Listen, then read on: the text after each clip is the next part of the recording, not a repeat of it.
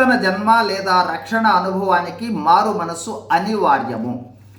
బైబిల్లో మారు మనసు పొందిన వారి అనుభవాలు ధ్యానిస్తూ ఉన్నాము.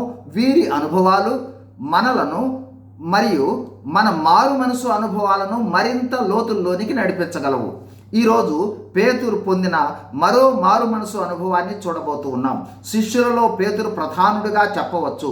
మత్తయి సువార్త 26వ అధ్యాయం 31 నుండి 35 వచనాలను గమనించినట్లయితే, యేసు ప్రభువారు యూదులకు అప్పగింపక ముందు ప్రభువారు శిష్యులతో గొర్రెల కాపరిని కొట్టెదరు, మందలోని గొర్రెలు చెదరిపోవును అని అన్నప్పుడు పేతురు, నీ విషయమై అందరూ అభ్యంతరపడినను నేను ఎప్పుడునూ అభ్యంతరపడను అని అంటాడు.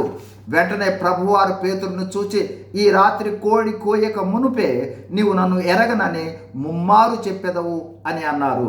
ఆ విధంగానే లూకా సువార్త 22వ అధ్యాయం 54 నుండి 62 వచనాల్లో మనం గమనించినట్లయితే, మొదట ఒక చిన్నది పేతురుతో, వీడును యేసుతో ఉన్నాడు అని అన్నప్పుడు పేతురు, అమ్మాయి ఆయనను నేను ఎరుగను అంటాడు. తరువాత కొంతసేపటికి మరి ఒకడు, నీవును వారిలో ఒకడవని పేతురుతో అన్నప్పుడు, ఓయి నేను కాదు అని అంటాడు. ఆ తర్వాత మరికొంతసేపటికి మరి ఒకడు, వీడు అతనితో కూడా ఉండేనని గట్టిగా చెప్పినప్పుడు పేతురు, నీవు చెప్పినది నాకు తెలియదు అని అంటాడు. తరువాత కోడి కూస్తుంది.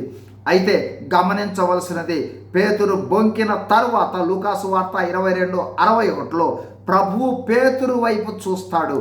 ఆ చూపుల ప్రభావము అతనిలో అబద్ధమాడినందుకు పశ్చాత్తాపమును మారు మనసు ప్రభావము చేత సంతాపపడి ఏడ్చినట్లు 22:62లో చూడగలం. పేతురు మారు మనసు అనుభవాలు. 1, యేసు ప్రభువు పేతురును చూచుట అనే మాటలు ఇక్కడ ప్రాముఖ్యమైన మాటలు. లూకా సువార్త 22:61. ప్రభువు చూచుట తోడనే అతని హృదయము బద్దలయ్యింది, సంతాపపడి తీవ్రంగా ఏడ్చినట్లు చూస్తాం. 2, ఈ ఏడ్పే లోతైన మారు మనసు పశ్చాత్తాపాన్ని తెలియచేస్తుంది. ఈ పశ్చాత్తాపము ద్వారా పేతురు సమకూర్చబడినాడు. 3, ఈ మారు మనసు అనుభవం తర్వాత ప్రభువు వారు పునరుద్ధానుడైన తరువాత పేతురును, నన్ను ప్రేమిస్తున్నావా అని 3 సార్లు అడుగుతాడు. ఫలితంగా అతని పరిచర్య పునరుద్ధరింపబడింది. ప్రారంభ సంభవనకు ముఖ్య స్తంభముగా మారాడు, నాయకత్వం వహించాడు, గొప్ప బోధలు చేశాడు.